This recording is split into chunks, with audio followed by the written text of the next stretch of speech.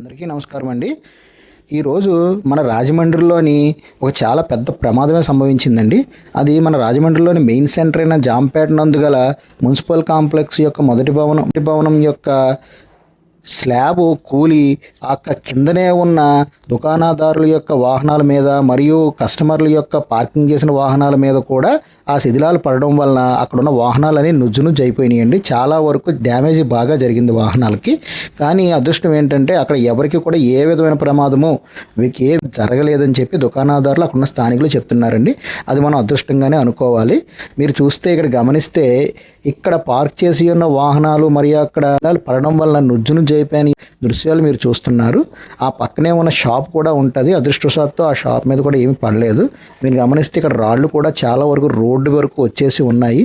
పెద్ద పెద్ద చూడండి, ఎంత పెద్ద గోడ అలా పడిపోయింది పైనుంచి స్లాబ్ మీద నుంచి. కానీ ఎవరికి ఏమీ అవ్వలేదండి.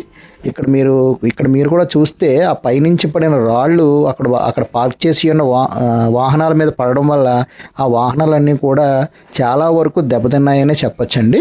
ఇక్కడ మీరు చూసినట్లయితే ఆ స్లాబ్ పడిపోవడం వలన కరెంటు తీగలు కూడా చాలా వరకు కట్ అయినాయండి.